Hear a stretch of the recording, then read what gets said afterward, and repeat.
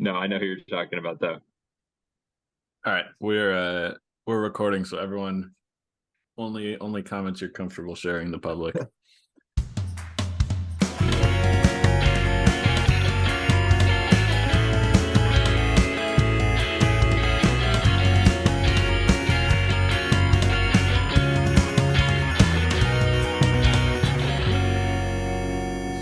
Sam Kaminsky. How do you even say your last name? He sucks. I don't know who that guy is, but he's awful. I didn't end up posting on this player chatter thing, but oof, Cam Rock would have been roasted. The hell of it. All right, welcome to the I'm Open podcast. We don't have Andrew today. He heard that Sam Kaminsky was coming on, so he skipped out again. But we do have Sam Kaminsky. We also have Cam Brock.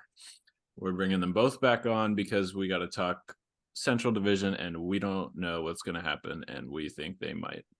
But first, we have to talk about this player chatter thing that came out today because, well, you can take it away, but Cam Brock's got feelings. I do have feelings. Anyone who commented on this and didn't put your name on it, I already know that you're a loser. Like, you don't have the confidence to put your name on something. I know you don't have the confidence to come do anything in a game that's going to matter. So I'll leave it at that, I guess. Hell yeah. There are some where it's like whatever, like this Pittsburgh player who said their stadium's fine, like, well, whatever, that's fine if you don't put your name on it, whatever. But when you're like talking about your game and that you're gonna get wins or you're gonna whatever, yeah, I think you gotta back it up with your name too, but whatever. Yeah, I think all the Detroit players are anonymous. Yeah, it's a lot of anonymous Detroit Mechanics player.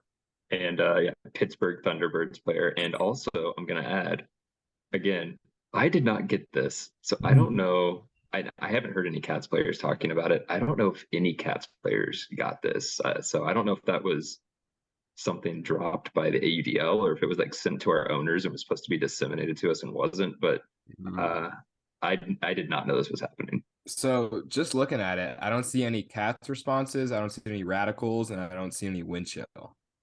A lot of Jerry Kelly. Yeah, Sam, Jerry. what's up with that? I don't. Well, I see actually three union guys that responded. I got it. I didn't fill it out. Trust me, I would have put my name on it. Don't worry, Cam, I got you. But no, I guess three of our guys filled it out, and that's that. So I don't know. Content's content. Like, I'm all about the league putting out content, so that's fine.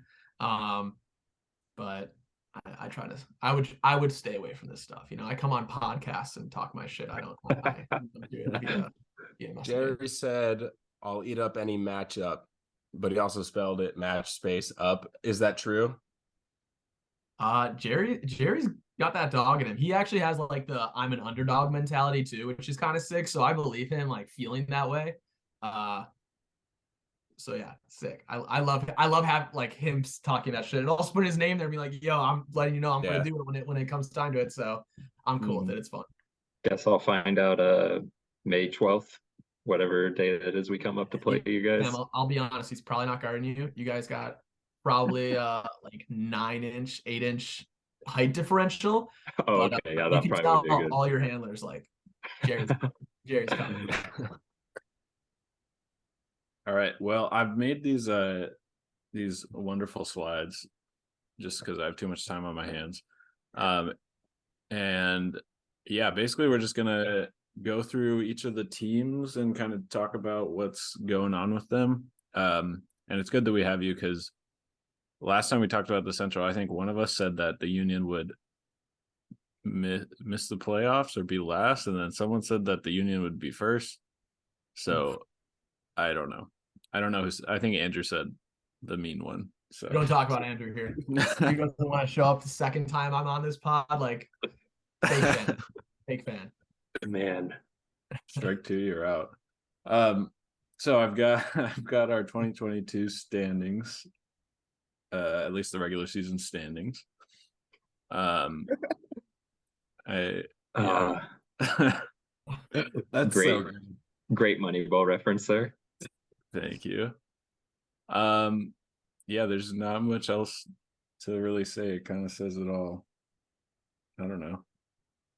Yeah. Any thoughts on how last year played out that you think maybe aren't super well reflected in here? Uh, I'll let you who go first, Sam. who did Pittsburgh beat? They beat Detroit twice, three They times. beat Detroit 3 times, and then they also played the Cannons. Oh, Yeah. So, Their 4 wins came against 2 teams with a combined 1 win. So Yeah. Okay, that makes more sense. I don't know. I mean, this does make sense. I think at the end of the season, the difference between Indy and Minnesota was a lot closer. At the beginning of the season, I think these kind of records reflect what the start of the season looked like. But towards the end of the season, I mean, we talked about it during that playoff game between Alley Cats and Winchell. Like that thing was close, and we thought actually, Cam, you guys were gonna do it, like pull it off. I mean, you're what so 2 did points I. and like 1 point swing away, honestly. So, but yeah, I think it's gonna be a lot closer this year, but we'll see. Yeah, we felt the same way. Like we went into that last quarter, down 1, and they were receiving. They scored, and then on our very first throw of our first offensive possession in the fourth quarter, after the centering pass, it was an immediate turnover. And I'm like, well, that might be the game right there, because going down 3 with 11 minutes left to play in a pretty low scoring game, it was like, Right. that was gonna be rough. But yeah, I think the one thing that's not reflected here, I do think we were actually last year actually significantly better than Madison, especially at the end of the season, which obviously isn't reflected here in the records. We completely blew a game against them at home, our second game of the season. And then, we had a game against Chicago that we should have won. Probably, like even Pavel, I remember after the game was like, I don't know how we won that. I don't know what happened. And that was kind of the story of our season. Though we had 2 losses that were pretty bad to Minnesota and Chicago, and then our other 4 losses were by a combined like 7 or 8 goals. I mean, we were just like right there in all those games. So,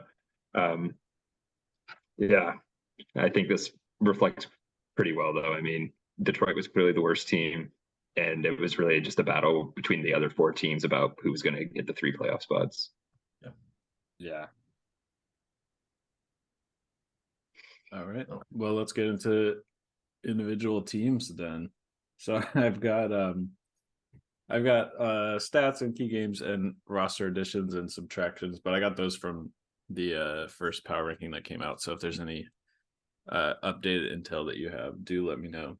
But I've highlighted in gold this Mechanics game because if all goes well, that will be their 69th loss in a row, which we are so excited for. Yeah, can't wait. Sam, you guys better take care of business that game. That's Chicago was the last team that Detroit beat back when they were Wildfire in Chicago. Yeah, the Windy City Wildfire, maybe it was their name at the time. So we're not gonna let that happen again. Gonna keep it going. No, I mean, obviously everyone knows who we lost, and this roster subtractions, like it's totally fair. There's a huge, like those names on there are huge names and huge contributors for us. We did retain some guys like Nate and Paul still came back, which was great. Christian Johnson was a huge pickup for us kind of late. We don't have any new surprise. I'll be honest, like we don't have any new surprises coming. Like that was the end of it. But we are excited about like some of these additions that we're getting. We have a lot of tinkering we're still doing, figuring out where guys are going to fall together. But like we're confident it's gonna be a battle in the Central, and we know it. And like 2 years ago, we came in with too much hype and we didn't live up to it. Last year, we were like Winchell was the team that was being hyped up, and like we rose above that and we got above them. And then this year, they're like every team is pretty much even playing field. Like those top 4, Pittsburgh maybe 5, I don't know. So it's fun to be like battling the pack, but I don't know. Someone's got to fucking step up and throw assists because Pavel had 74. So that's got to go to someone or someone's throughout the team. We'll figure it out. Can I make an observation? I want you to know if you agree with me, Sam. I was thinking about this earlier when I was like, man, what am I going to say on the pod today? Pavel and I just so happen to be the all-time leading goal scorer and assist thrower in AUDL history, right? Yeah. I would also argue that if you watched a highlight reel of either one of us doing the thing we're known for doing, you would be so bored because like Pavel's assists and his throwing he's like the anti-Nethercut, right? Like Nethercut, it's like every throw he has is like a highlight. Like you're this huge break throw, these 80-yard hucks, and then Pavel, it's like, oh, here's Pavel doing throw and goes for half of the field, and then just hitting like a skinny IO lane to a guy who's just like standing alone in the end zone. It's just like nothing exciting, but it's just like you can always pretty much count on him to make the high percentage right throw. But it is not sexy. It's not exciting. It's just good, solid ultimate. It's true. No, that makes sense. He's just Mr. Do It Right, truthfully. That's all it is. But like our schedule, our key games on here, our first 4 games of the season are two of them are against Indy, one against Madison, one against Minnesota. So like we're gonna know very early on, especially with us, like where we stand in the division. Like we could be very quickly out of it, or we could very quickly be at the top, or obviously right in the middle. I just threw out all 3 options, right? So we'll see how it goes. Like I said, obviously I'm confident. Like I'm not gonna say we're gonna lose those games. Like we're gonna come up with game plans. We're gonna have the guys for it and whatnot. But the first 4 games of the season are very important. I mean 5. We play Portland as our 5th game, so there's tough games ahead. If Portland brings They haven't really proved. Yeah, right. Portland I mean, hasn't really proved to be Portland looks good. Portland looks good, but it depends on who shows up, right? Yeah. So we'll see. I mean, beginning of the year last year, they looked great when they had like everyone showing up to their games, and then by game 4, they were half the roster was checked out, and it showed. Sam, of the additions and subtraction, who's like the most underrated from both? Ooh, I like that. Did I write that down? No, I wrote tough stuff down for every other team except my own team. Underrated additions. Nico Lake was on the team 2 years ago. He was like a key cog in the offense. He's gonna probably fall right back in that spot for our offense, which is gonna be great. And then Jake Steslicki, very excited about him. He played Detroit like 4 years ago, I think, but then it was just like for 2 or 3 games. But he played at Michigan. Now he's in Chicago. He's just like an athletic guy. He played on Michigan Hybrid. I think that's what they're called, Michigan Hybrid. I don't know, the mixed team. So we're excited for him to get some reps with us. And then the 2 guys I think are the biggest losses for us are obviously Pavel. Besides him, are probably J Val and Jeff Weiss. J Val, you could put him anywhere on the field. You could put him on a handler and he'll succeed as a defender. You could put him on a cutter and he'll succeed. Like we put him on Klain, and it was great to put him on Klain. Then we put him on Quinn Snyder, and like hell yeah, he was guarding him too. So it's gonna be tough to lose like a Swiss Army knife like that. But yeah, I don't know. Maybe Jake could be that. We're trying to figure it out. That's not the 2 people I would have picked from an outside perspective. So the guys nobody's talking about. That's what I'm trying to say. Well, I think the biggest, like for me, Jason Valley is a big one. You're right. His versatility is great. And it's funny because when you've been playing as long as me, I can remember when Jason Valley was a rookie and I was like, who is this chump that's trying to guard me? Right. like he just didn't have it, but he was also super young and it was his first year in the league. And like his first game against us, they were like, hey, go guard Cameron Brock. And I'm like, cool. Sounds like a fun time for me. But I mean, his improvement, especially as a thrower, like he used to be a guy where like, oh, just if we turn the disc, just let Jason catch it. He'll turf it. And like that's been the most surprising thing for me. But I think Kyle Rutledge is like, he is criminally underrated just in general as a player. Like he was, especially in our indoor game in Indy against you guys, he was humongous. I mean, he is a guy that most people couldn't pick him out of a lineup and don't know his name outside of our division, but he is so solid. I want you to tell me, because there's a lot of kind of negative talk about you guys going into the season. What's the feeling on the team, especially with the new guys who are coming in and trying to replace some of these bigger name players? Yeah, the biggest thing we've said is we don't want, for Pavel, for example, we've made it very clear nobody is expected to replace Pavel. Like, that's not going to happen. I'm not going to do it. Nico's not going to do it. The other guys who are trying at the handlers aren't going to do it. Like, that's just how it is. I think we're just excited to not be brought in with so much hype, and we can like go in thinking they don't believe in us again. Like, hell yeah, that's awesome. Like, this has been our division for 2 years in a row. That's awesome. We get to say that because it's true. And they're telling us we can't do it again, or like we're not the ones that are going to do it again. Great. Like, we love that energy. We're gonna fight against that. So I think it's kind of like that mentality. And I think guys are also excited to step up. Like J-Val, Wets, Pavel, Kyle, like Jeff Robinson, they were all there for pretty much all of our games, and they were big reasons why we won those games. And now guys are gonna have to step up and also be part of those reasons we win a lot of those games. So I think there's a little bit of excitement for that too. So we'll see how it ends up. We'll see what happens May 13th and go from there. I hope I can be there. We'll see. My wife is due with our second kid 2 weeks after that, and wow. so I'm going to be a very game day decision. Like, how's my wife feeling? Is she feeling like we might need to go to the hospital today? I don't want to be 3 hours away in Chicago when that happens. So I'm hoping I can come up, but we'll just have to play the waiting game.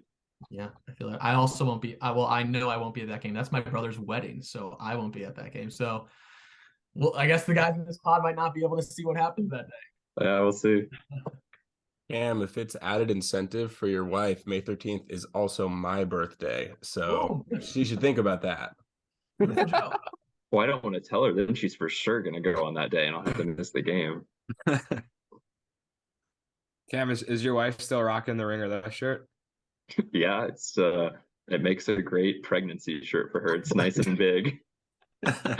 We are going to advertise that. Beautiful. Teddy, I just saw there was a teddy bear that was put up for sale. You can get that. It's on our merch store. You know what? This is a great idea, everyone. We should plug our merch store right now. If you made it this far in the podcast, go get a hat, go get a hoodie, go get a t-shirt, go get a teddy bear, or just subscribe. Yeah. Worn by AUDL champions Ben Yacht and Ryan Osgar. I saw Ryan Osgar at the coffee shop the morning after they won the championship when he was rocking the AUDL back then ringer the AUDL shirt. Yeah. Him and Babbitt walked in while my son and I were enjoying our breakfast. So, and you're like, look, son, like that t-shirt, I was on that podcast. It was funny, actually. I just felt someone tapping on my shoulder. I'm like, who's here? And I just turned around and it was Osgar, and he was like, hey, what's up, Cam? Love that. Yeah. Hell yeah. All right. Any last words on Chicago, or should we move on? I just want to ask Sam, how's your role changing this year compared to last year? Fun question. I think the starter points, the disc might be in my hands a little bit more often. We're playing around with different people and putting them in different positions.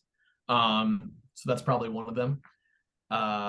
Is that I'll probably get a little bit more touches, especially earlier on in points. As opposed to me catching the poles and center to Pavel, it might get centered to me a little bit more often. So it's probably one of the big changes that might be occurring. So you're saying I should draft Sam Kaminsky in my AUDL fantasy league? I mean, it's a great option. It's a great option. I still think Paul Arter is the best offensive player on our team, but you do what you want to do, man. Paulie is so good. I remember back when he was on High Five, when I would ask people on High Five, hey, who do you think the best player on your team is? Almost everyone would say Paul. Like, he is so. I always said Johnny, because Johnny Bansfield is like, I've said this before, I have like a huge ultimate crush on Johnny Bansfield. Just like, that dude's insane. I feel like he's one of the few players who I'm like, I would put him in any position: offensive handler, offensive cutter, defensive handler. He could guard anybody. He can play any position. The dude is a freak. Yeah. All right, let's get away from Union. Done talking about him. Yeah, they suck. All right. Let's talk about, I don't know, one of the also favorites. I still don't know how to It's just four maybes. Yeah. One of the other Four maybes. maybes. The wind chill. Yeah. A lot of notable losses. Can we talk about the fact that the wind chill is just so obviously the DC Breeze farm team? They even both have wind related names. I mean, Yep. this has to be the worst kept secret in Ultimate. And New York Empire. It's the New York Empire and DC Breeze. Yeah, they're just feeding the East all their best players. Actually, yeah, go take all of the players from Minnesota out of the East Division and see if anyone's still favoring all of them. Take away Ryan Oscar, take away Binyat, take away, Cole Jurek, take away obviously all the people that are on that list. I mean, you're basically taking away a playoff team. Yeah, even Rocco Linehan went to Boston.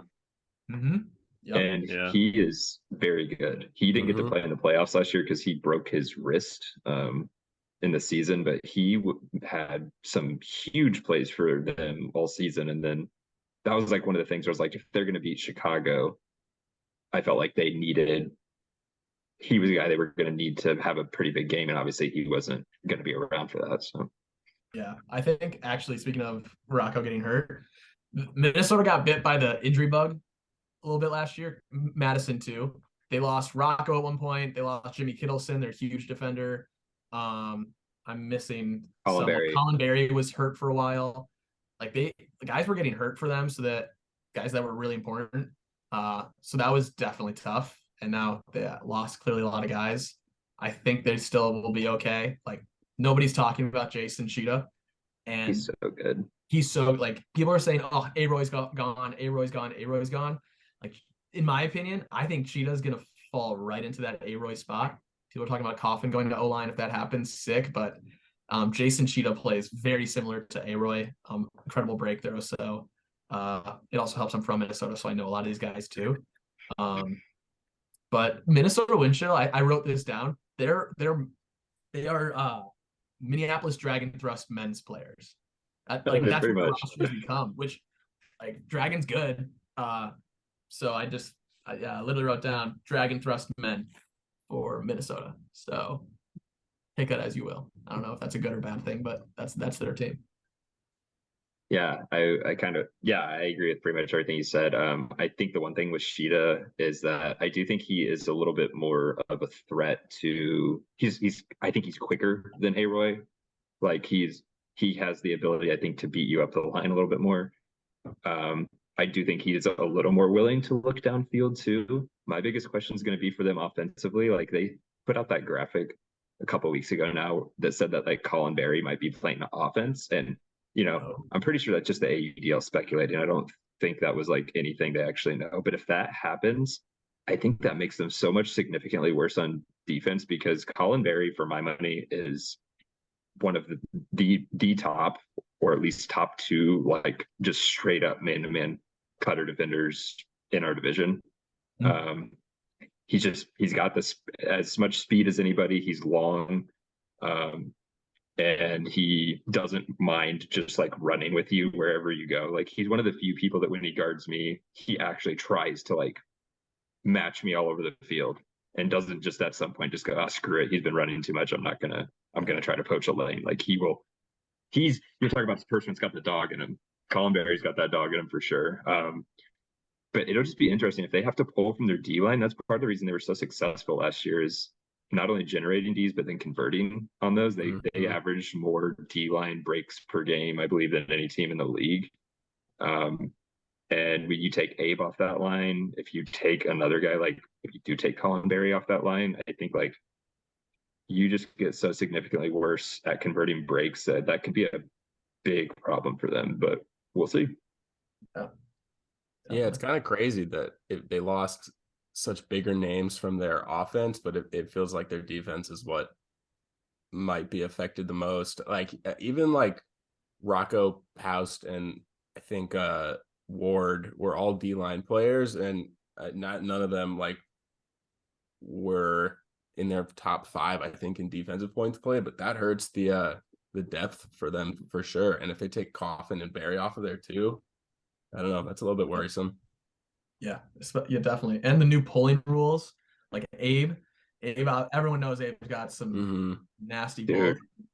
he won that playoff game against us single-handedly with his pulls. They were landing Blady 5 yards, like 15 yards deep in the end zone. It was just impossible. Exactly. So I do think a name that's not being talked about, Paul Krennic. He's at University of Minnesota right now. I don't think he's a 1-for-1 for Cole Jurek, but they have similar play styles, like really quick first 2 steps. So he could maybe slide into like what Cole's role. He's not as big as Cole. But Paul he's on the U24 team, so he's not gonna be able to play, I don't think, the whole season, or it might be like a little lull when he goes and plays for U24. But I expect him to get a lot more time this year. Yeah, Tony Paletto is also a really good player. They lost. Like, he's not someone like Tony Paletto is like, you look at him and you're like, this has got to be the most unathletic person on the ultimate field right now. And then he like starts moving. You're like, oh, this guy's actually pretty dang good. Like, I remember the first time I saw him, I was just like, this guy doesn't really look like he's very quick. Doesn't look, I just never seen him before, never seen him play. And I was eating my words, halfway through the first quarter, like, oh, this guy is a really good player.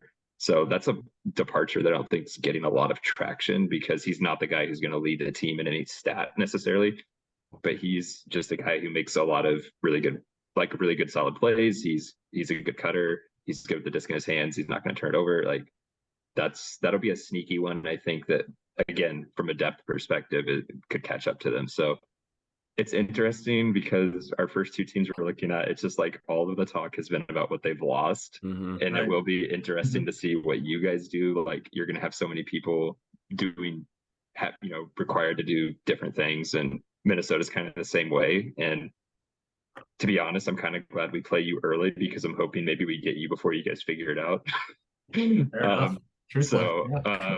by the end of the year, I expect these teams to maybe struggle a little bit earlier just with new pieces, but by the end of the season, we could find out that these pieces are just incredible adds to their team. So,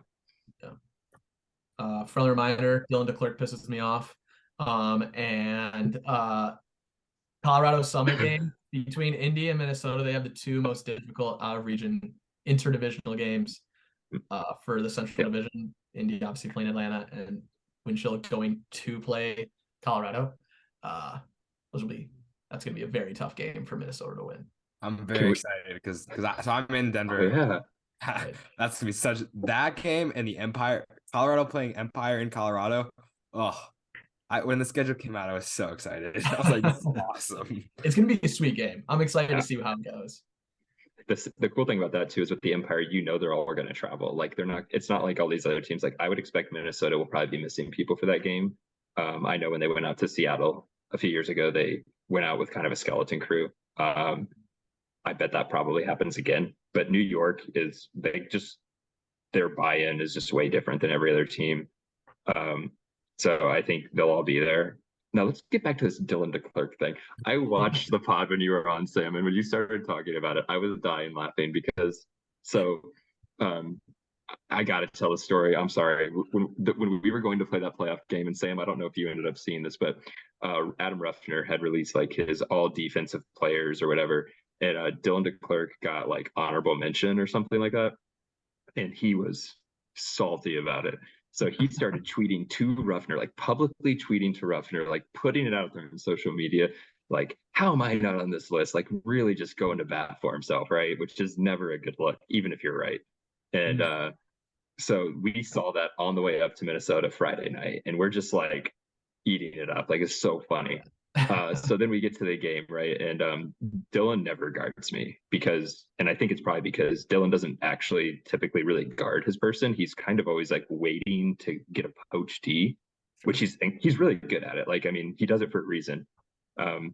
So he ends up on me on a switch, and I run to the front cone.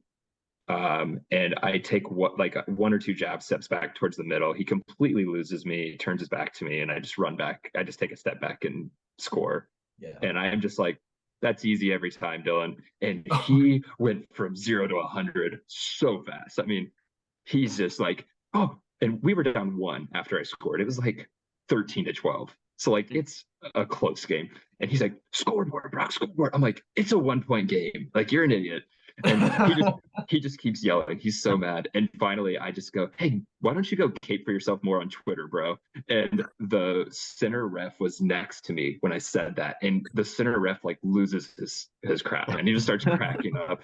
And his whole sideline, no one's jumping to his defense because they were all embarrassed, like that he had put this stuff out on Twitter. And, like they were embarrassed about the whole thing. And it was so funny. And my teammates, you can kind of see on camera, like cracking up because they hear the whole thing going on too. Like we get to the sideline and Lucas Conieris is like barely breathing because he's laughing so hard. It's like I was, but like that pretty much sums up. I think I think Dylan is basically like a Dennis Rodman like character that like if he's on your team, you love the fact that he's on your team, and if you play against him, like I don't know a single person who like has nice things to say about him as like a person outside of Minnesota. Everyone else is just like gets fed up with his crap that he pulls on the field. Oh, careful. You're gonna get tweeted at. Hey, how are they gonna tweet at me? I don't have a Twitter. Yeah, Cam's off Twitter. In the clear. I just want you guys to know that I deleted my Twitter so that I could create a new Twitter so I could win comeback Twitter user of the year 2 years in a row. Nice. I literally thought about that when you said, "Oh, I deleted it again." I'm like, he's going for it, dude. Oh man. You guys have any thoughts on Winshow? Or no? Right. I feel like they're going to be the same as last year. Like they have a couple of big subtractions, but I think they'll be fine. Like I don't know. I'm a little bit worried about them. I think that at their best last year, it was kind of hard to determine like who would win a game between like them versus anybody. I like even when they played Chicago, like Chicago seemed to be the better team, but it was kind of a toss up like on who I thought, or like who would I be surprised in winning? Like I wouldn't have been surprised either way. But I don't know. I am kind of worried now because I don't know, they have some major losses to their offense, which I don't think would be killer. But if it's gonna hurt their defense, that's kind of the only reason that I think they were super competitive last year. So I don't know. Like between Paletto and Aroy, that's two of their top 3 players in like just completed throws and also in throwing percentage. So I don't know. I'm a little bit worried about them. I don't think they're going to be awful, but I would be surprised if they were as good as last year. Yeah, that's fair. Respect that. Yeah. I mean, I think, yeah, pretty much the same thing here. I think also, like you were saying, who said it? Cam.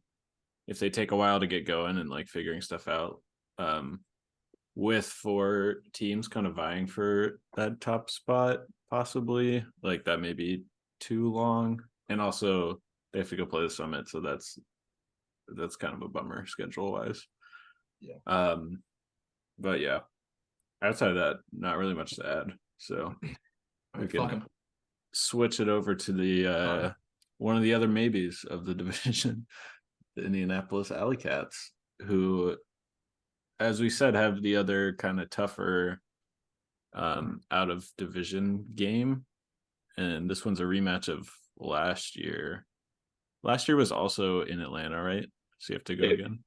It was in Atlanta. We had no Jeremy Keish, no Xavier Payne, no Nick Hutton, and lost by 2, I think. We got to within one late, I think. But yeah, the fact that we went there with literally nothing to play. I mean, we both had nothing to play for, I guess, and we're missing 3 of our most important players, and we felt pretty good about the outcome. We would have liked to win, obviously, but traveling that far without 3 of your big guns and playing that well, we felt pretty good about that. Yeah, so this year, I mean, a lot of the talk in the player chatter thing was about how Atlanta's getting better, or has gotten so much better, or is looking better, or whatever, however you want to put it.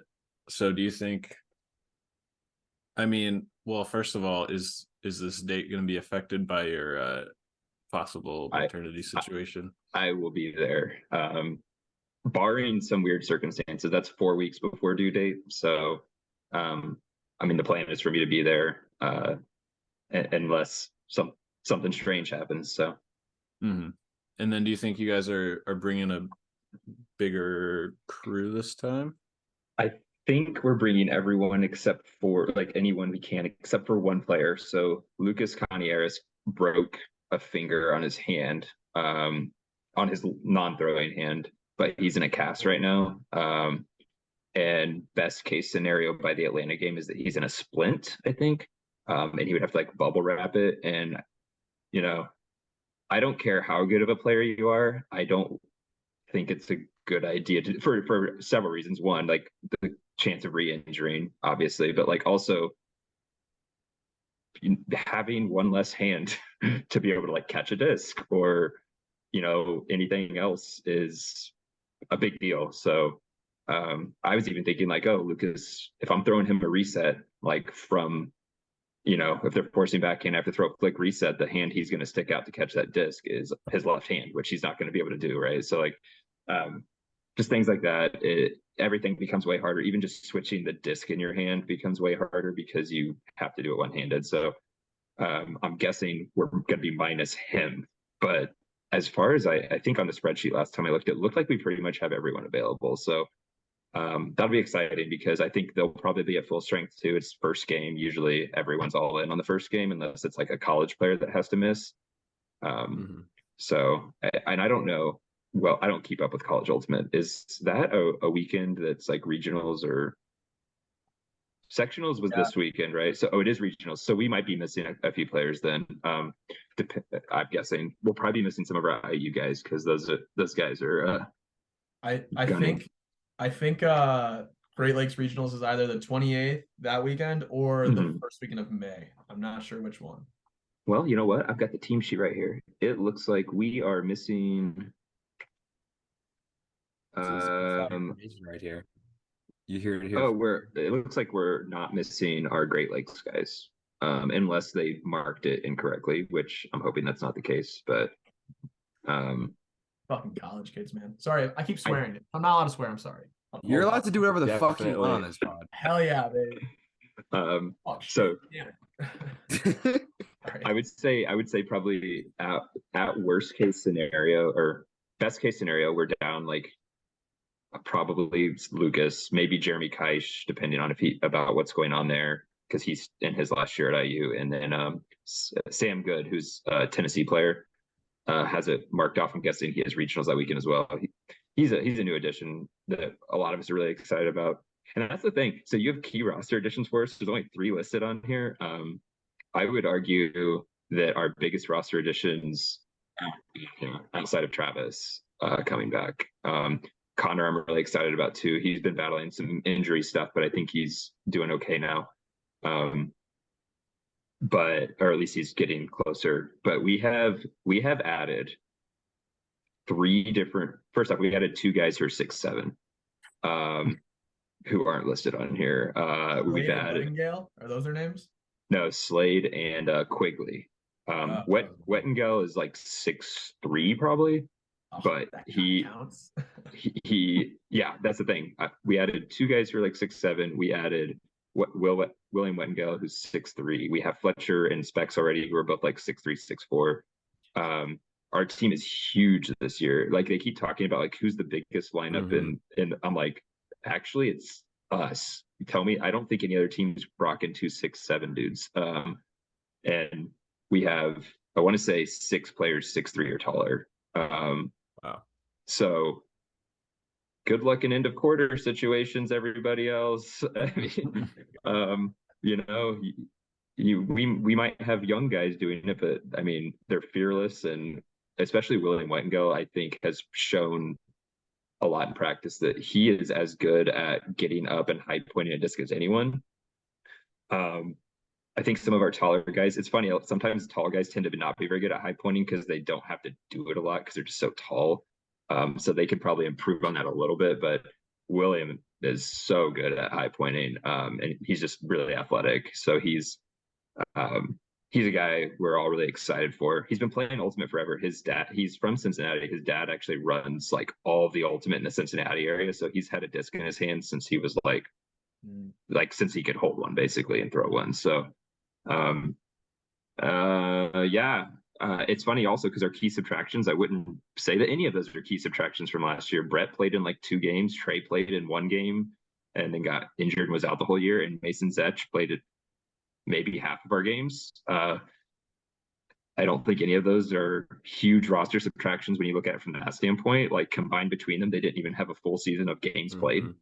So our roster subtractions mostly are people who either moved away, but they were like D2 guys, or sometimes not even rostered. And then we just added a bunch of people that honestly are just more athletic, better with the disc in their hands than the people we had last year. Trey's a guy I would love to get back because he is a really good player, but he just needed to take the year off because of his school. He's just got too much going on and he's not really close enough to Indy to make it feasible. But yeah, they're I don't know.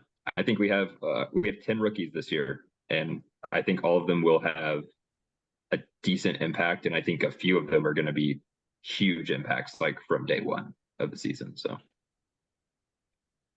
wow, yeah, it's crazy how few players you guys are losing. How similar this team is going to be to last year in terms of like keeping all the key people, but yeah, gaining 10 rookies, that's crazy. It's also funny you talked about D-line conversion with the Winto when you guys had the best D-line conversion rate last year. Yeah, here's a fun stat for you. So obviously most teams use their timeouts after they force a turn to put their offense on. Last year, throughout the entire season, there was only 1 time that we subbed to put our offense on and didn't convert the entire season once, which is like unheard of. You know, you score most of the time when you do that, but there was only 1 time we didn't end up scoring after subbing our O-line on. So that was huge. And then having Xavier on the D-line just be able to be an anchor. And he was just like the guy, he was always open for the reset. He was always going to make sure he was able to get the disc back if he needed it from our D-line guys. I think this year our D-line is going to be, our defensive attack will look different. I think it will be a little bit more of moving the disc down the field as a team instead of kind of like getting it to X, getting it to the next person, getting it back to X. It's not going to be kind of the dominator that it was last year. So I have it written right here. Indy, low-key, going in as number 1 in Central. That's what I have, because it's all about the losses. Like like y'all, what I think it's like roster turnover. He had the least out of probably top 4 teams. Madison maybe has a little bit less, maybe not as much as well, but I don't know. Guys, you guys were right there. You guys were right there at the top last year, and so it'll be there. You know what though? Great. I also Jeremy Kaish. I think he's the most underrated guy. One of the most underrated guys in the division, at least. I think he's very good. He's so good. It's funny because he had a game, it was against Detroit. Take that for what it's worth, I guess. We had a home game against Detroit, and he scored like 7 goals in it. I think I scored like 3, maybe. And after the game, an owner comes up to me, he's like, "Think we found your replacement." And I was like, "You're not wrong. He's really good." He's also like really humble. He's not like he underrates himself, which is hilarious. But yeah, I think one thing our offense has had for several years now, take 2021 out of the equation, I guess, but like last year and then like 2019, 2018, 2017 is the problem that other teams always had against us is like, who do you guard? Like Rick Gross back in like 2016, 2017 was literally like an MVP finalist. He was like tearing up the league, and they're like, "Oh, we need to stop Rick Gross." But then it was like, "Oh, you're going to put your second best defender on me? Cool. That sounds great." Or like when Levi switched over to O-line, especially once he got to like his second year, people would put like their worst defender on Levi. And it's like, "Oh, you're going to put your worst defender on Levi. He's going to catch unders whenever he wants to, and then just throw 55, 60-yard flicks to me or Rick or Keegan or just whoever's streaking deep. So that's always been a problem we've been able to present our teams, is just how many people we have that are good at getting open in space. And then getting Travis back this year, who will probably be in the handler space, but he's a guy who can easily go upfield and get into the cutter space and be just as dangerous there as he is in the backfield. We still don't really know what our O-line is going to look like, believe it or not. I cannot tell you right now who our starting 7 on O are. And I'm not like trying to hide anything. I literally can't tell you because I don't know. Sometimes a problem to have. Yeah, it'll be interesting. But the biggest addition maybe that we have actually isn't anyone we've talked about. It's our coaching staff. I'm going to say that right now. Coach Drumright, Bama, that we had the last couple of years, he was great at like unifying us, motivating us. I think he did what he needed to do given the task at hand. Like you talked about us having the most returners, but in 2021 we had the fewest returners probably maybe in the league. We had six guys that had played cats before out of our 30. And then when I came back mid-season, I made 7. So we had a line of players that had played cats before. And the last time we had this kind of roster consistency was in 2019 when we did make it to championship weekend. So there's a lot of similarities. Also, everyone is super hesitant to try to say that we're the best team in the division because we're Indianapolis, right? Like Indianapolis doesn't have success in Ultimate historically. I get it.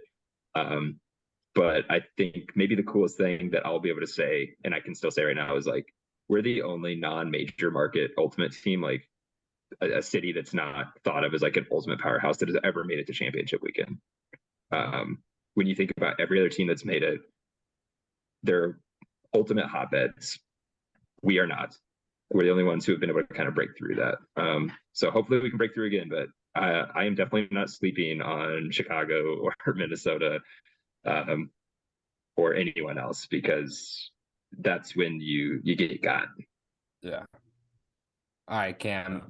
Everyone in the Ultimate community's got to know. They said this about LeBron. They said this about Tom Brady. Like, when's the regression happening? Like, when are you not going to lead the league in goals? When people get better at defense. Oh, that'll do it. So I don't believe in an off season. So when we lost last year to Minnesota, I started training for this year the next day. So I think as long as I'm willing to do that, I'm going to be fine. A lot of guys that get to my age, I'll be 35 this year. A lot of guys that get to my age, like you hear a lot about like the cutters who gradually become handlers because they have to be, like Goose Helton comes to mind. Even like that dude's in phenomenal shape, but he has, when I see him now, I'm like, he is the handler. Like he can still do cutter things, but like he's around the disc so much more, I feel like now. But I feel like he doesn't have to be. And I feel like he could be kind of doing what I'm doing. And the thing is, I want to keep doing what I'm doing. I'm still really good at it. I'm still able to get open on people pretty much whenever I want to. And I think while, I'm not as fast, can't jump quite as high as I could when I was a little bit younger. So much of being a good cutter is not about how fast you are, about how high you can jump. And I think a lot of it's about how hard you're willing to work, because I think one thing I pride myself on is a reason that I'm still good at what I do is because I'm willing to outwork whoever is guarding me, not just in the 2 hours that we have our game, but I'm willing to do it the other 364 days leading up to that. I generally take 1 or 0 days off a week, and that's a 52-week commitment. I just went on a vacation with my mom and my wife and my son, where we drove out to North Carolina and South Carolina. And I woke up and found ways to train while I was on vacation. Instead of sleeping in. I did hill sprints up, out in North Carolina, and then woke up the next day and went on a 4-mile run where none of the terrain I was on was ever flat. And I just like, I'm always trying to find ways to like push myself to the next limit, right? Like if I'm able to do a workout and I complete it and I'm not feeling like I can't walk or move anymore, then the next time I'm like, all right, let's add something to it. Let's make it harder. Let's change it up. I also owe a lot to my like the people who have helped me too, because I've had trainers that have like personalized workout programs for me that have made me feel really great going into seasons. And we have a great PT guy here in Indy that if I ever have anything that's kind of nagging, I go to him and he'll get me fixed up. And I think most people who wish they were better at Ultimate probably could be if they would work harder. And I think until we get to the point where everyone's willing to commit and work harder, I'm just going to keep outworking people. And next thing you know, I'm going to be 38, 39 years old and still outrunning guys who are in college. And that's my goal. I'm going to keep going until someone tells me I suck. So we'll see. Man, that gave me chills. Oh, alley cats are scary. Yeah. I just started to like be like getting more like consistently working out, and now I feel like I haven't done shit this week. How many days off you had, Ryan? Well, today was my day off, and now I feel like after this pod I gotta go run like 3 miles. Here's a key for you. There's no such thing as a day off. Yeah, that's right. People think that recovery day or a rest day means that you sit on your butt all day, but honestly, one of the best things you can do for your body when it's like sore and you've had this really hard workout and you need some rest is to move the muscles that you just worked out. So go on a 1 mile run. Doesn't have to be fast. Like do it in 8.5, 9 minutes, whatever. I don't know, whatever, judge for yourself, but get the legs stretched out. Like do some core, like do something that's different. Like you can always do things like that. But most people will rationalize that they don't need to. So yeah, that was me today. All right. I got 2 other things about the alley cats. First is Carpenter coming back because he's not on the first list of top goal scorers of all time. You have to click to the second page because he's 27th all time. They only show the top 20. Ooh. Yeah, that's probably it. Okay, yeah. He wants the stats for sure. He's also mad because I just increased my lead on points played on him because I played all last year. That's probably the other thing. And then also, what are you naming the mascot? Why has there been no information about this since the original tweet? Good question. It's a good question. I don't want to say what it is, but here's what I will preface it with because everyone's going to be disappointed. So the whole plan was to get the mascot a jersey, but here was the problem. Right around the time that they did the mascot thing, basically BE Ultimate was like, we need you to get your jerseys right now. You got to give us all your information. And it was like before there was time to get everything finalized from the mascot thing. So they had to just like pick a name like before before anything like really got finalized. So the name is not one that I think most people would have voted for. But it was just like they had to give them a name so it could go on the jersey. So that's all I'm going to say, but just temper your expectations. You can tell us and then we can cut it. Oh yeah, sure. Yeah. Okay. We have journalistic integrity. It's redacted. All right, there we go. That's better. Sucks. That's a terrible name. Yeah. Okay. Well, I'm maybe more excited now to find out what that name is, but it's not the worst thing in the world, but just don't get excited. All right. Now we're on to arguably the final contender in the Central. I don't know. Maybe the Rascals. Also, yeah, they didn't have many names either on the additions or subtractions. And also, I don't think they had any out of division games at all. So they played Austin last year, though. That's right. Yeah, they lost that game. Thanks, Austin. Yeah. So this year it's just all in conference, and then they had you were saying they had a bunch of injuries last year, but I think one of them was Jake Rubin Miller, right? But he's supposed to be fine now. Are they mostly? Jacob Miller, Kai Marcus is a huge one. Okay, do you know how Kai Marcus injured himself? Because it was against us. No. Oh, it's so I embarrassing. know how Jake injured himself. He injured himself like celebrating, and that's how I think he tore his ACL. Which Dude, I Both- was both of those- wait. I was watching that game. Jake does his little flip in the first quarter. I was like, oh man, I'm kind of worried he's gonna hurt himself. I think this was like the first Madison game I'd seen. And then in the third quarter he does it and limps off the field. And I was like texting our group chat. I was like, oh my God, I think I just cursed this guy into tearing his ACL.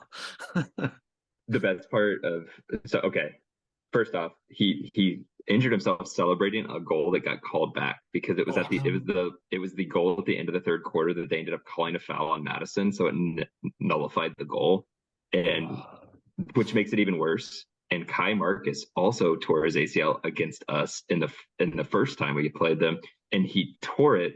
He scored a goal, and he had been honestly just being a huge dick the whole game.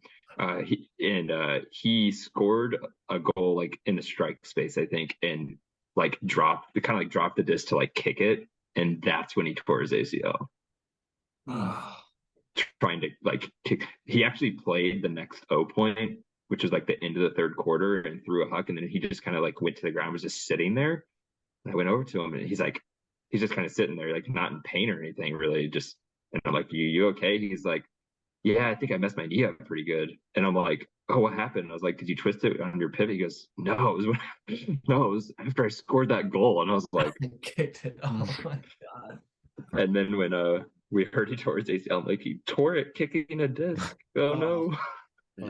Oh my God. That's a tough injury bug. Yeah, don't celebrate against the Alley Cats. No more kick spikes. Just don't celebrate. Act like you've been there. Just hit your head a couple times, then you're good. Madison. I think Madison will be good. They'll be good. They're gonna be better. They're healthy, which is sick. I think Henry Goldenberg. I try to get him on Union too. He's living in Chicago, but he's going back up for the summer. I think he's gonna be better for them with the year under his belt playing O. And Pat Schreiwise is a coach. Hell yeah, I love Pat. I love Pat. So I'm excited for him to be a coach and to get back involved in the AUDL. He's a super good dude. I hope there's a game where he puts cleats on, he plays. That'll be so fun to see. He's an AUDL radical legend. Would love to see him put his cleats on for at least one game this season. We'll have to wait and see. He's I got to play Sandblast with him back in 2015, 2014, 2015, one of those years. Super awesome. Always loved playing against him. Super nice guy. And he has like he's like one of those guys, his throwing form is so unique that it's like watching Ken Griffey Jr. swing a baseball bat. Like you could put a silhouette up there and just show the motion and be like, oh, that's Pat Schreiwise. Like no one else throws like he does. Yeah, I would imagine like Tim DeVile's already one of the more creative thinkers when it comes to like ultimate strategy, and then you add a guy like Pat who had all the physical tools to like execute all those game plans, and I feel like he's going to be a big addition to that coaching staff. But yeah, roster wise, Chase Marty was so good for them for so many years. I felt like he kind of took a back seat on the team last year. He wasn't as impactful, so I kind of wonder if his retirement is due to just being, maybe he's done with ultimate, or maybe I don't know. Matt Tucker led them in D's last year, I think. Yeah. I also had a lot of beef with that guy when we played up in Madison. So I'm kind of sad he's not coming back. Actually, I was looking forward to roasting him for another 7 goals this year. So maybe Matt Smith will do it down in Atlanta. I don't know, but yeah, Brian Hart's a good player. I mean, I've been around long enough, obviously forever, that I played against him. I don't know what kind of shape he's in, but if he is anywhere near where he was when he was playing Radicals, then that's going to be a pretty big impact player for them. Yeah, I wanted to hear your opinion of Hart because he certainly predates my knowledge of the AUDL. Mine too. I've only ever seen him play an old film. Yeah. He's a guy, right? He's not the guy that ever jumps off the screen, but he kind of he's just good at everything. Like he's not great at anything, I don't think. Like he's not. So that's probably why a lot of people, if you haven't played against him, might not know who he is because, we know the people who lead the league in stats or who make big plays or whatever. Brian Hart is a guy who's going to get you a couple good big plays a year. He's going to make good decisions with the disc. He's going to be a solid contributor wherever you put him. You could put him. I feel like you could put him on a line if you needed to. You could. He could definitely run through on the D line. I'll be kind of curious to see where they're putting him because I think when you have a guy who's just like experienced and can kind of do a little of everything, it can add a lot of value, especially because their team is still kind of going through that rebuild where they are adding and do have a lot of young players. Bringing in a guy who's been a contributor and is older and just has that experience can be really valuable. Yeah. Yeah, I was looking through some of their stats from last year, like especially defensive since they're losing Carpenter and Casperson from their D line. And it turns out they were they gave up the most catches per game last year, and they also gave up the fewest hucks per game. So that was kind of crazy. Just a fun stat that I found, and I'm sure it has to do probably with wind. But I don't know. I just thought that was interesting going first in just like how many times people are catching it, but last in the number of hucks. The zone. They play that zone. It just you really can't huck. You really can't huck against it unless they make a mistake, which doesn't happen a lot because they practice it so much and they've been doing it for so many years.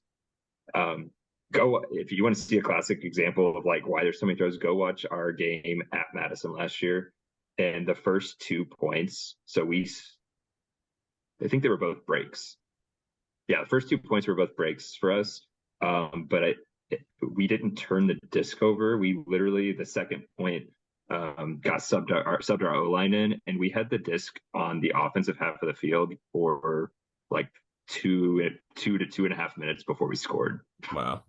Just like swinging back and forth, just waiting for holes to open up. We'd go forward, we'd go backwards, and just like we played against it so much, we know how to attack it and just to be patient. But I'm pretty sure we got to like 4 minutes left in the first quarter, and the score was 2-0 us. Wow. So yeah, that if you want to see it in action, just go watch the first half of the first quarter in that game. You'll see exactly why they average the most completions against them. All right. Should we move on to the next? I guess so. Anyone have any last words? Any big pitch for Radicals being number 1? Hell no. It's so funny. Sam, what is your opinion on the Radicals? So like my opinion is so wildly different than guys like you usually because I have just more history, but like how do you all in the union, like what's your attitude generally towards Madison? I love playing there. I'll say that. It's so fun playing there. They do have they have a great atmosphere. I didn't come in where they own the division anymore, so that's not like a thing where I'm thinking like, oh man, it's Madison, it's their division, or this is their leagues. They dominated for so long. So I think that's one probably difference. Like maybe I don't know how you feel about that. But I consider them like just D grinders, like D-line grinders. Their O will do the job, but I always just think of them as having like the best or one of the best defenses in the division or the league. Because Tim's smart, and also like they got KPS and his boys that are just out there hunting D's. So they muck things up. They're that, like, to use a basketball comparison, they are the team that uses all of the shot clock, right? So even when they're winning a game, they typically aren't going to win by a lot because they're just slowing the game down so much. But also most of the time, if you're beating them, you're usually not going to get too big of a lead because they're slowing the game down so much. So they're just kind of always in the game because they slow it down so much. And I think especially with so many young players and not quite the talent that they had in the years where they were just owning the division, that really plays to them to be able to be in some games that maybe you feel like they shouldn't be in because there were games where we felt like we were like that game that we won on that Friday night. We only won by 2, but we really felt really good about how we were playing for most of the game. And it's like, oh, gosh, we only won by 2, but it's just because they slow it down so much. And they're boring. I try to talk to them on the field like randomly, like when there's a call. I talk to whoever's guarding me. Like it's fun. I'm just schmoozing out there. Same. And they don't talk back. It's just like in one ear out the other. I'm like, what the hell? It's frisbee. Yeah. KPS gets really serious during games. He's like the goofiest dude when he's not playing, but like I'll say something to him, he'll be like, I'm trying to focus right now. And I'll be like, I can't take you seriously, KPS. Like, come on. Come on, man. You look like, you know who KPS is? Yeah. Here's a throwback for anyone who has seen these movies. The Never-Ending Story, the dog that they like ride on. That's KPS. Look it up Not later. me. I don't know it. It's a really kind of cheesy kids movie from, it was before I was even born, but like I want to say like the early mid 80s.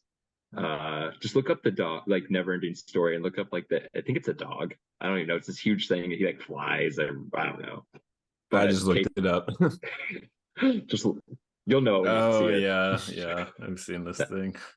That's KPS. Am I wrong? Am I right? My little camera. Oh my god. Yeah. Just the long hair. His beard is so big now. His entire face is covered in hair. So his name is Falcor. Falcor. Yes. How did I forget that? I'm gonna start calling him Falcor. See if I get a reaction. Oh man. All right. Next team, Pittsburgh. They have 2 games against the East against Philly and Toronto, and then they also have game 70 for Detroit. So Detroit, if all goes well, Detroit will get their win here against Pittsburgh and then finish off their losing streak at exactly 69. At least that's what we're hoping. But it's Detroit, so we'll see. We had 2 guys from Detroit come try out for us this year. I guess we can get that to win the Detroit slide, but they ended up going back to Detroit. So let's see. Yeah, what do you guys think about losing Edmonds? That's a big name. I mean, do you think they're going to be like the same or worse or better? I don't know. Losing Edmonds and CJ, probably in my opinion, their 2 biggest losses on here. I think they didn't have John Mass last year. I never played against John. I know how important he was to that team, just as being like a distributor for the offense, which they didn't have last year, and it was pretty much all on Edmonds to get it downfield. Mm-hmm. So I think he's going to be nice for them to have back. And I never watched him play, but just based on what people are saying. And Dylan Best is a huge get. Dylan Best is great. He was great when he was at Pitt. He was great for Temper, the club team. So I think he's going to be very good for them as well. I think he's not as big as CJ, but I think he's a more like all-around player in the cutter space. So I think those guys will be huge for them. But I think they're going to probably be similar. I think they're the 5th team out of the 5 at the top. But they're going to have really close games with the 4 other teams above them. So I think Pittsburgh's going to finish last in our division. Oh, wow. I love it. I love it. This is the content we needed. And here's why. I say it with some hesitation because, well, let me start off with why. Thomas Edmonds is their best player, not Max Shepard. Like when Thomas Edmonds is on that team, he's the best player. And it's because Max Shepard is a high ceiling player. He raises the level of how well you can play. Like he can take a team, an O-line, from being like a B O-line at its best to an A+ O-line at its best. But he's also a low ceiling player, or a low floor player, excuse me. Like in our game, when we went up there, I mean, and this is a classic Max Shepard kind of like, he can do everything, but sometimes he does try to do everything. I think he had 5 scores and also 5 turnovers against us. So it's like net 0 there, right? when he's on, he's as good as anybody. And when he's not, he can throw you out of games. And I just don't know who he's throwing to is the big problem, because there's no Edmonds and no Colicchio. Who are you throwing to? Max has all the throws. He can throw them from anywhere on the field to anywhere on the field, but who are you throwing to? Maybe that ends up being Dylan Bass. Maybe Jacob Antovan ends up being on there. I think if Mast is on that team last year, they do probably pick up a win or two in the division outside of their games against Detroit, because he is exactly the counter to Shepard. He's a guy who's going to make all the right decisions. He's not going to do anything risky. But Detroit almost beat them all 3 games last year, and that was with Edmonds and with Colicchio. So I just don't see how you're going to convince me that Pittsburgh is clearly above them. Now, Alex Thomas is a very good defender. That's a big add for them. Bast obviously coming back is big. Dylan Best, I assume, will be a positive addition for them. And Jacob Vandevan is a kid who's getting better. He played Cats in 2021, and I think that guy can be really good, especially as he gets more experience. But, I mean, if Detroit is returning the guys they do have that are good, obviously they don't have Sjogren, but if they have their full roster, you can't convince me that Pittsburgh is going to definitely win those games, because they barely won them last year with Edmonds and Colicchio. So yeah, it is notable that Antovan is coming from Detroit also. Yeah, that is. So him, Havey, and Kinniv were all at Cats tryouts, and I believe Kinniv and Havey were offered spots. I'm not sure if Antovan was or not. And they said that they wanted to go back to Detroit to help break the streak. And I said, wow. We didn't get Shrew last year for the same reason. We thought Shrew was going to play with Union last year, but he's like, no, I'm going to see if I can help break the streak with Detroit. But now, obviously, he lives in Chicago, so it's yeah. So it's just like, on one hand, I'm like, yeah, that's cool and everything, but like, also, you could be waiting years to break the streak. Like, I think, I think they'll break it this year. I do think that they will win at least a game against Pittsburgh. But until I see Pittsburgh play with these new pieces and minus 2 guys that were so important for them last year, it's just really hard. It's different with Chicago, right? Like Union, you guys lost a lot of players, right? But like, I also know that you guys have depth. So like, losing those players doesn't mean you're replacing them with like players who can't perform. Plus, you guys obviously added a bunch, right? And I feel the same way about Minnesota, but Pittsburgh does not have depth. Like they have no depth, like in the last couple of seasons. So it's just like, when you lose 2 guys that were that important, why would even Ian Engler and Cam Bellinotto were pretty big for them, like in terms of like needing to rely on them a little bit more. So I struggle to see how they're going to be better than last year. I just struggle how to see they're even going to be as good as they were last year too. So wow.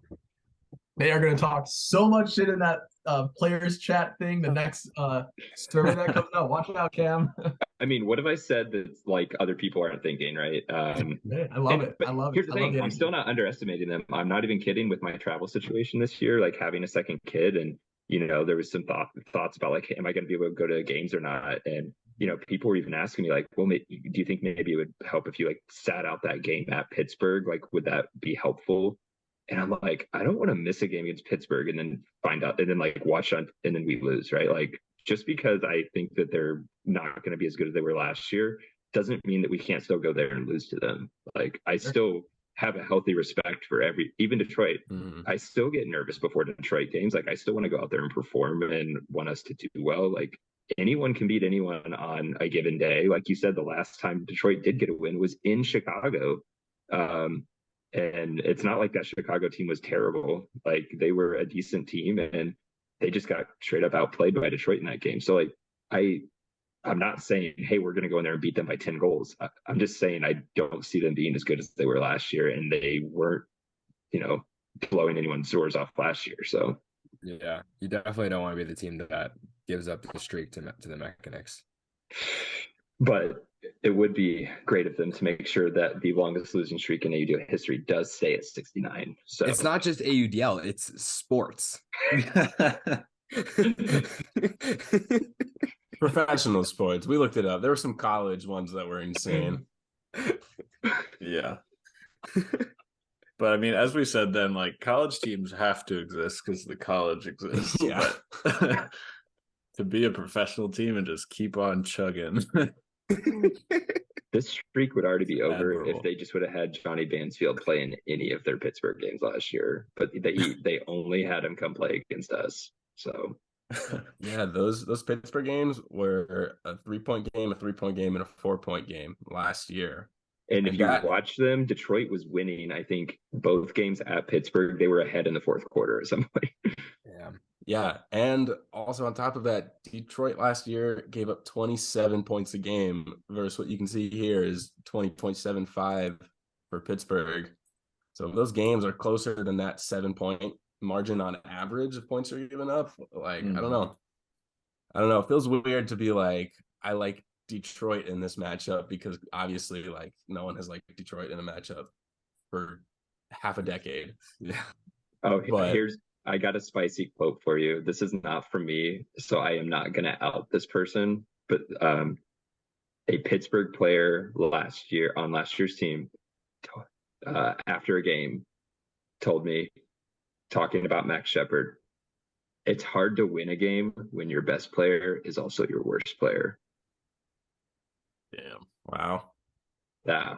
I'm not going to out the person that said it because it's not my, they said it, not me. But I thought that was also telling too. There might be some friction between some players on Pittsburgh. So I don't know. I also thought it was really funny that the AUDL player chatter or whatever started with an anonymous Detroit player saying Max Shepard is the most overrated player in the Central, and then an anonymous Pittsburgh player saying guarding Max Shepard is an unenviable job.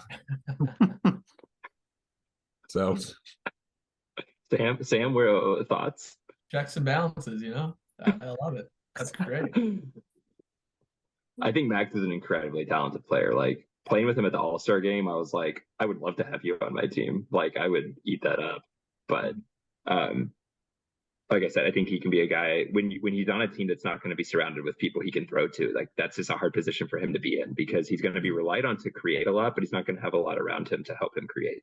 Yeah, we absolutely we reached out to Max to see who was open to moving to Chicago and potentially putting on a Union uniform. It obviously didn't work out, but yeah, he is an incredible player. There's no doubt. Like he has all the skill sets. So. And I can tell you that none of the people on my team like to guard him. It is not a fun experience. Didn't the Thunderbirds just lose to Pitt in a scrimmage like recently? Yeah. I didn't see that. Yeah, they did. I got Henry Ing. Yeah. Henry Ing played a year of Thunderbirds, I think, right? Back in 2019. Maybe. I think so. Maybe. Well, we did a transitive property because at 2021 COVID Makeup Nationals, Tulane beat Pitt Nationals, and Pitt just beat the Thunderbirds. So Tulane 2021 Nationals is better than Pittsburgh Thunderbirds. Let's go, boys. Transitive property is unbeaten and always right. Mm-hmm. Indeed. And that's why we're here on a podcast talking about Pittsburgh and not actually playing in the AUDL. Yeah. Okay. All right. And watch.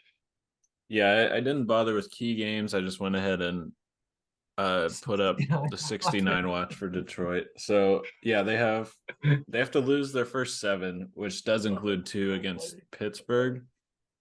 And then that Pittsburgh game would be 70. So I'm not gonna lie, after that talk, I'm a little bit nervous about, especially this first one. I have a typo on the date there, but opening the season, and it sounds like they're pretty hungry. Like, I don't know, that could be the one. If Joe Cubitt is healthy, I know he hurt his shoulder at the end of last season. I saw him at championship weekend in a sling.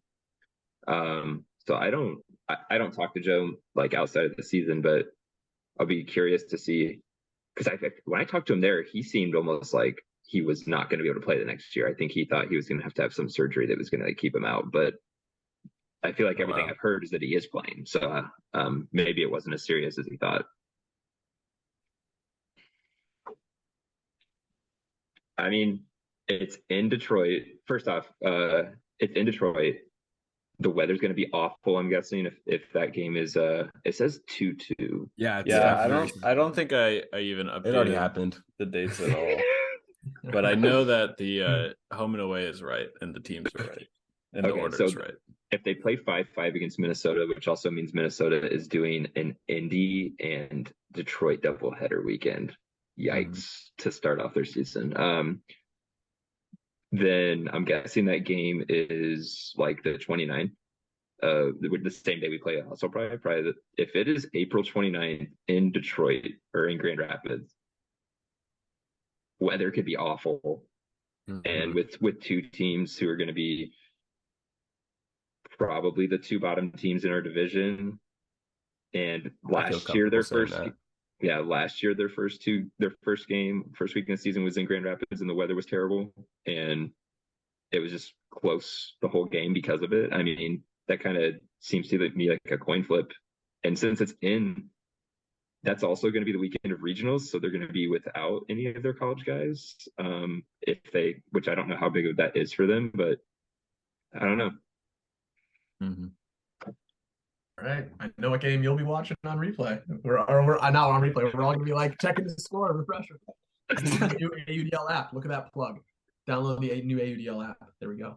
The new app is so much better. Like it's like light years better. You know, Pat Schreiwise helped develop the first app. Speaking of, I know that. I remember seeing his name on it. I was like, Schreiwise did this? What?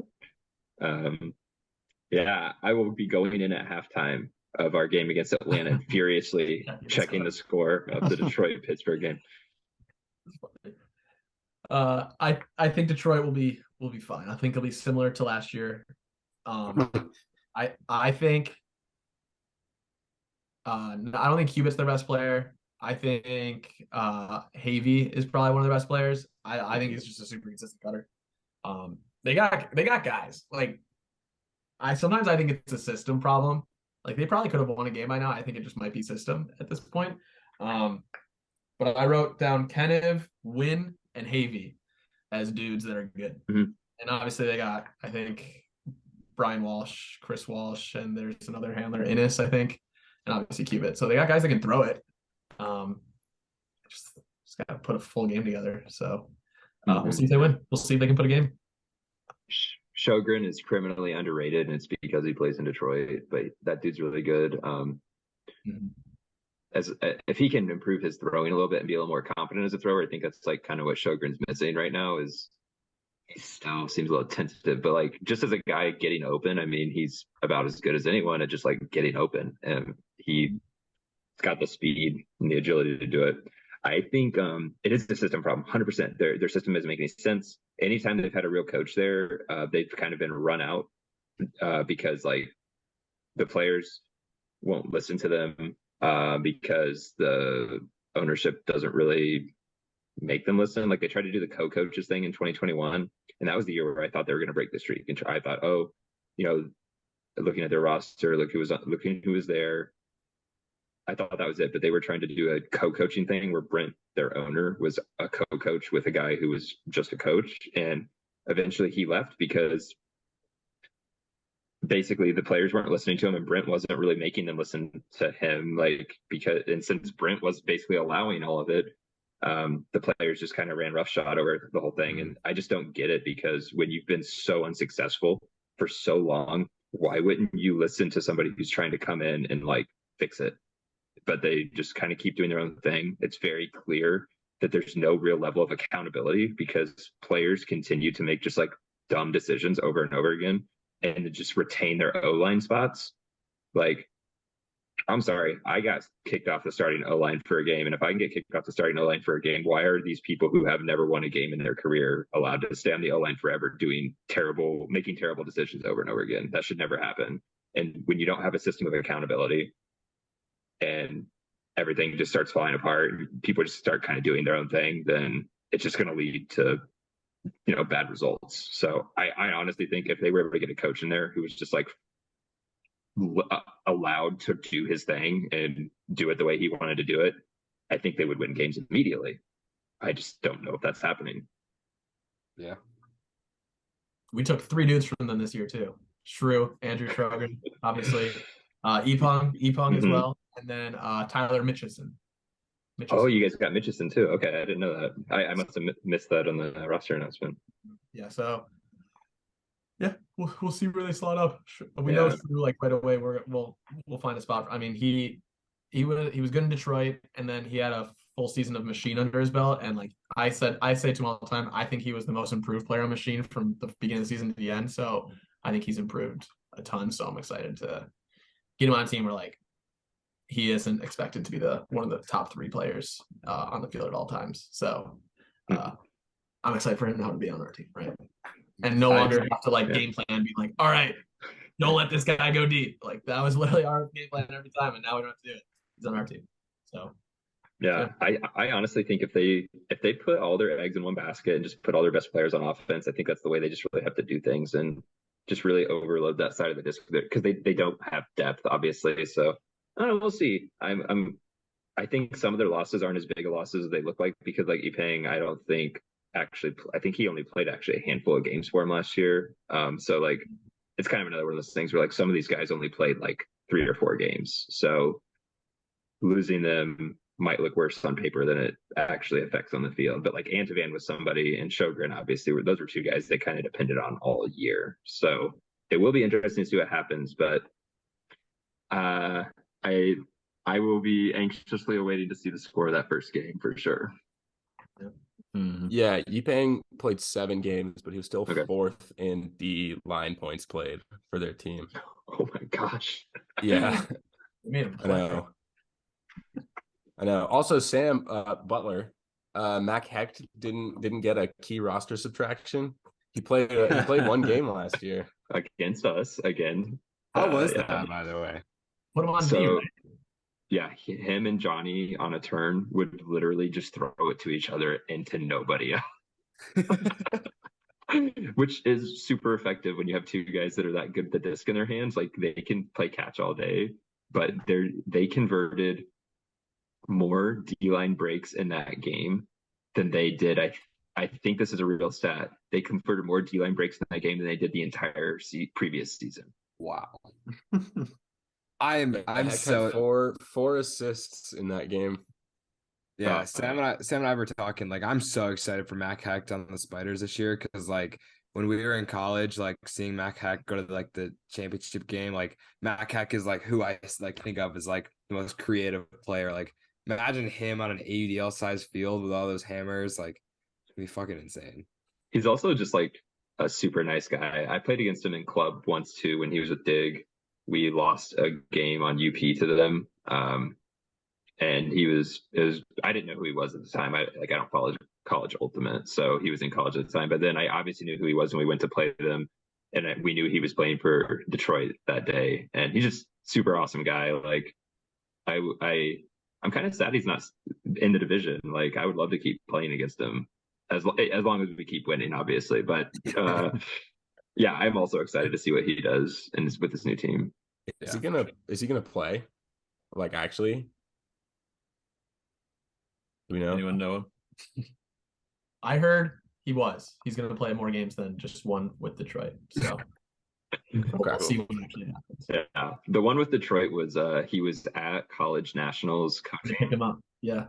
Yeah. And Brent, the owner of the Mechanics and coach, had like helped him out with his rehab from his shoulder surgery. So he was kind of doing it as a favor to Brent.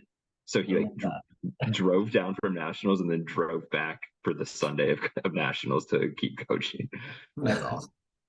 Yeah, no, I remember seeing like a tweet during nationals. Someone was like, yeah, like Mac Hecht is like at nationals. I don't know if he's actually going to play in this game. Like he's on the roster, but he's also, I see him in person at nationals like several hours away. So, yeah, that's commitment. Yeah, That's how getting you nervous. know a guy is young and just out of college. Yeah. Wow. All right. I think we've covered it. Now, I got a little creative with my little thermometers, but we have the spookometer. We're gonna declare how spooky every team looks heading into the season.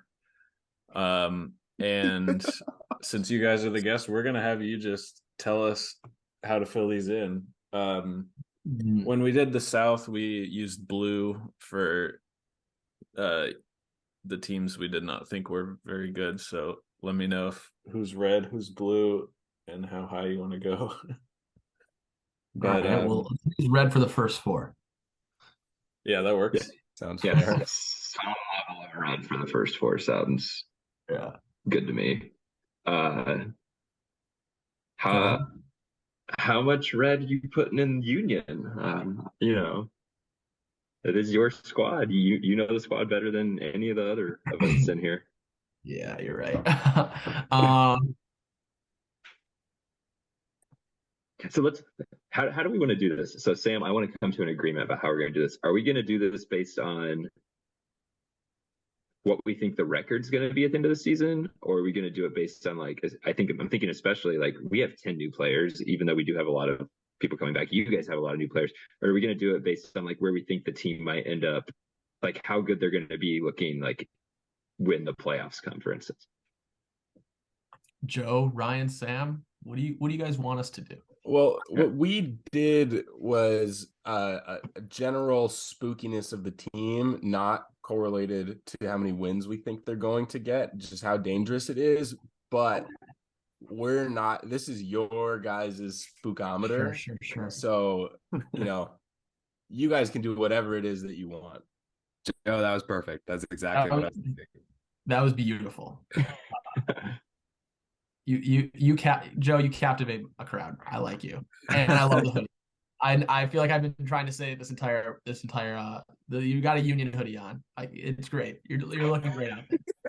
Thank you. It is actually Union College where I went to school, but it was the only article of clothing I have that represents the Central Division. I have an Alley Cats mug, but I got this Union. Can't wear that. You can't wear that. Yeah.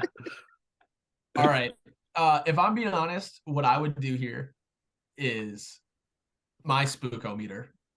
Spookometer. Spookometer, come on. Union and Alley Cats, honestly, pretty close to equal, if not equal, above Wind Chill and Radicals. I would go us two, and then probably about 2 dashes or a dash and a half below Wind Chill and Radicals. Okay. And so like 0 to 100, where would you have? Oh yeah. Oh, love that. Let's say the top one's 100.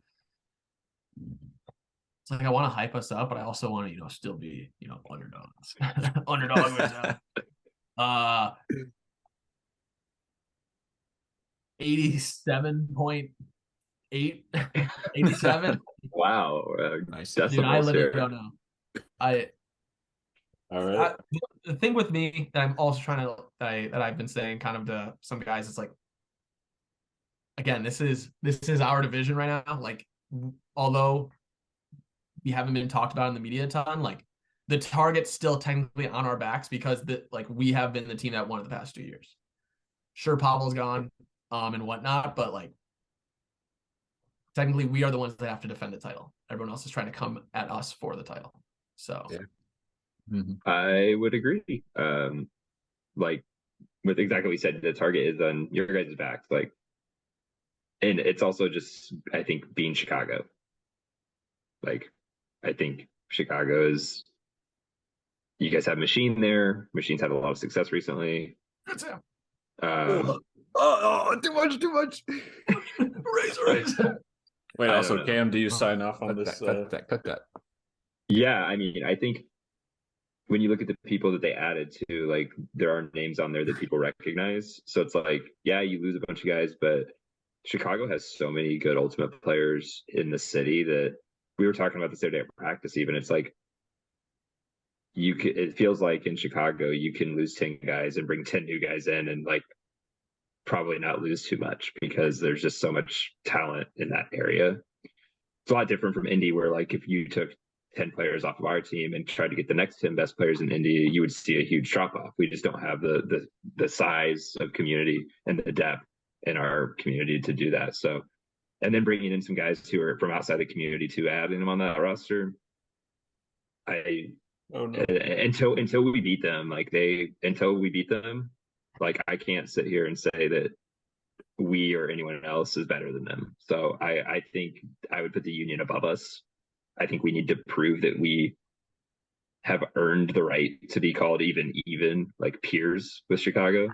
And until we do that, we need to be below them. I would say the same thing with Minnesota. Like Minnesota last year, we had a couple of close games with them after going up there and just not playing well and getting our butts kicked.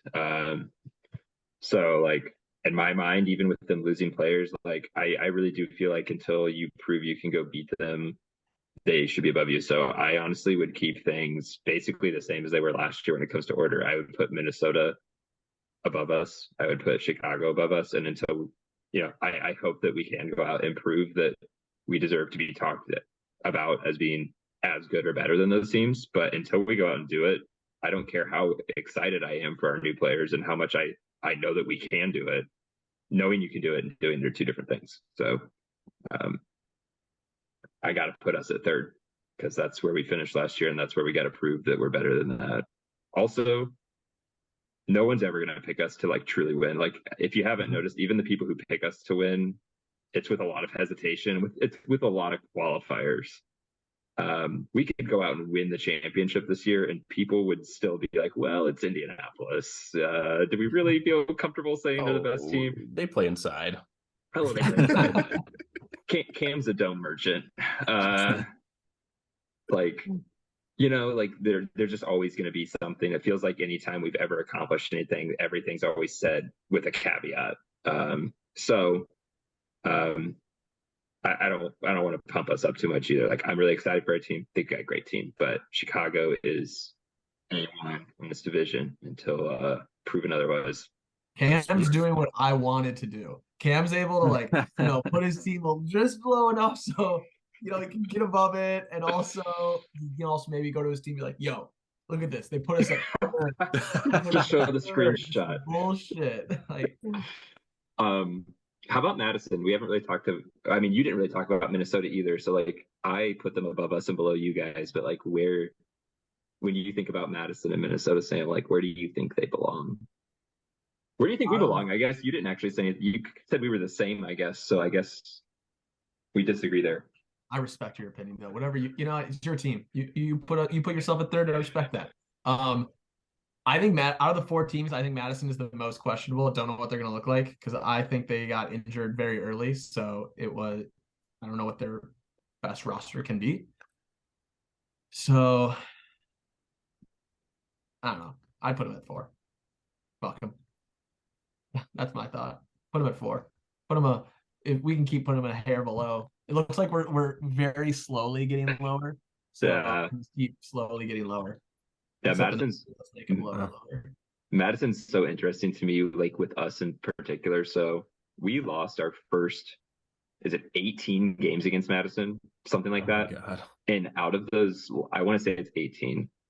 And out of those 18 losses, I want to say that 14 of them were by 2 goals or less.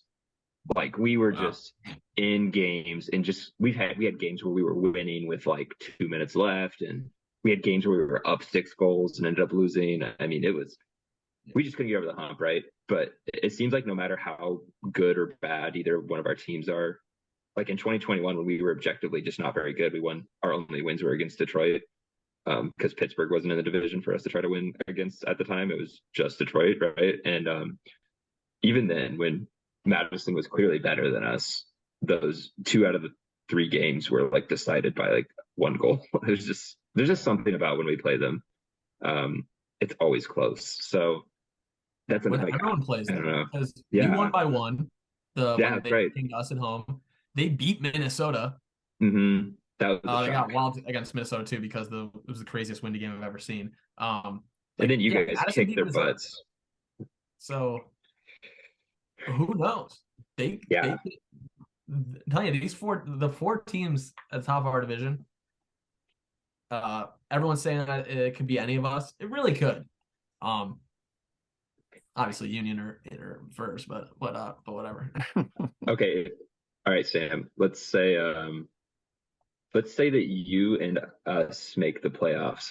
Which one of the other teams do you feel more confident saying grabs the other playoff spot? And I'm not saying we're going to, but let's just take ourselves out of the equation and hypothetically say we both made it. Do you feel more confident saying that Minnesota's going to make it or Madison? Gotta be Detroit. I would look at schedule and see what the schedules look like, if I'm being honest. Madison plays us 3 times, and 2 of them are in Indy. Yeah, Minnesota plays us 3 times. Twice are at Minnesota, which sucks. I'm pissed about it. But they also go to Colorado, right? Right. So now we go to Atlanta. I know that's another thing. I feel good. I feel good about that game. Like I feel confident. We went there and played. We played really poorly for like a little bit of the game, but we literally like made their zone basically run off the field. Like we were just destroying their zone. And it's just funny because like they're like, oh my gosh, like Indy just went in there and destroyed that Atlanta zone. I'm like, yeah, we've been playing against the Madison zone since 2013. Like, you know, we have a lot of experience playing against zones in the AUDL, but I don't know. It could come down to they play. So Minnesota play. You say Minnesota plays you guys 3 times? We play Minnesota 3 times. Yes, twice very early. Yeah, I mean, that's hard. Plus, they have Colorado. Madison doesn't have any out of division games, so the fact that they play us 3 times, that means they play another team in Division 3 times. And I want to say when I looked at it, it's Minnesota. So if they have to play Minnesota 3 times and us 3 times, no, that can't be right because Minnesota plays. Yeah, because Minnesota only plays Pittsburgh once. They play Minnesota 3 times. They do, yeah. Minnesota only has 1 game against Pittsburgh. That's another thing. So they if you wanted to say like all 4 of us were going to all beat Pittsburgh every time, they're basically losing one of those potential wins, right? Because they got that subbed out for the Colorado game. So you take a game that's like very winnable to a game that's like going to be extremely difficult to win. That's a terrible trade for them. So I guess from a scheduling standpoint, I might have to go with Madison. Yeah, I didn't even think about that. I don't know. It's so hard though, because I also feel confident in our matchup with Madison, right? So I want to say, you know, is this going to happen? Like I've said, every game with us in Madison comes down to a 1-point game. So like, who knows what the heck's going to happen? But like, if we have a very successful time against them and win 3 games, and then they also have to play Minnesota 3 times, like I feel like all those games could be coin flips. So it just kind of depends on where the coin lands for you. Well, let's round it out. Let's finish with Pittsburgh and Detroit right now. You got Detroit at like 1.5 bars, and can we go negative? You want the bar? Oh, that's true. I don't know, Cam. You think that Pittsburgh's gonna lose Detroit? So I'm just trying to, put Detroit like a bar. I said my piece. It's your turn. All right, put Detroit then at like 3 bars, and then Pittsburgh at 2 bars. I don't know. Put them both at 3. Then we'll really put some rage in them both. See who wants it more. Some real talk. I don't have to be too worried about my slander against Pittsburgh because we don't play them until the last 2 games of the season. So whatever anger they get over this is going to be so dissipated by the time we get to the end of July. We play them twice, back-to-back days. That's assuming they watch this and see this. Oh, yeah. It'll get to them somehow, I'm sure. Whether they watch it or just hear it through the grapevine. You know who is going to watch this and who is probably going to say something about it is CJ Colicchio. He seemed very happy to go get out of there and get to Philly, which Philly's a better team. I would be totally happy to make that trade too. And also, like, I got to meet Sean Mott at All-Star Weekend, and that dude and I literally talked for like 3 hours just about Ultimate. Like everyone else left and went downstairs and was like drinking and like hanging out, and like we had all started upstairs, and then slowly I realized that everyone had migrated downstairs except for me and Sean Mott. We were just like sitting there for another hour. But DJ will make sure it gets to the Pittsburgh guys, I'm sure. Philly might have the hardest schedule of anybody this year also. Oh, really? They've got New York twice, DC twice, and they play Carolina. And they also got Toronto. Toronto's going to be pretty good. Yeah, they've got 7 games against New York, DC, Toronto, and Carolina. Wow. Yeah. That is Tough. The East is just going to be a war zone. Like we talked about, I'm excited to see the East preview because I feel like it's very, like everyone's looking at DC and New York, right? But like nobody can figure out exactly who's going to be the next best team after those two. And also I feel like, they like all the teams over there got better, it seems like, except for Montreal. Like Montreal lost a lot, but everyone else seems like they got way better. Yeah.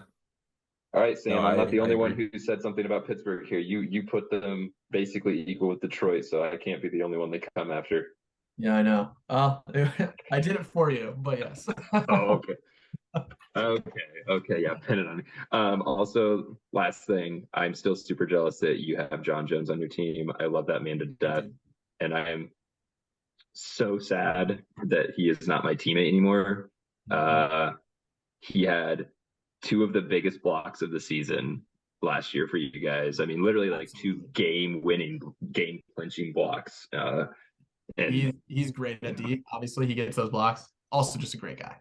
Amazing. He's the nicest guy you'll meet. So, yeah, we're happy to have stolen him. I bet you are. I hate you.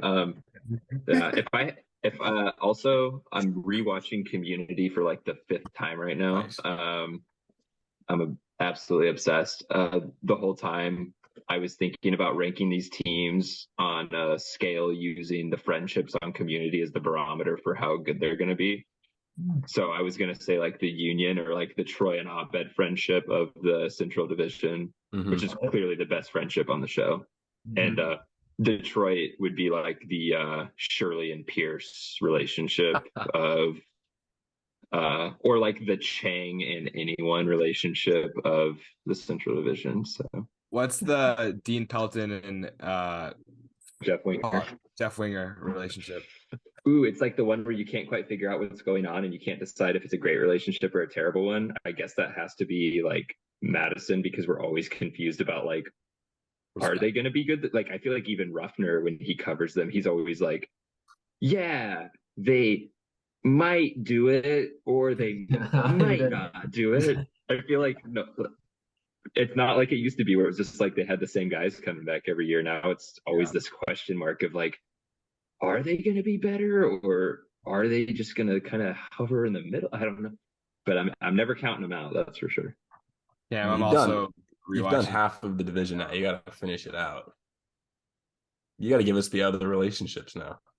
Okay, well, Minnesota would be the Annie and Jeff, especially at the end of season 6, where like you can tell they have like this really solid friendship, but nothing trumps Troy and Abed. We would be like the I feel like wait, like I was gonna say you guys are Abed and Jeff.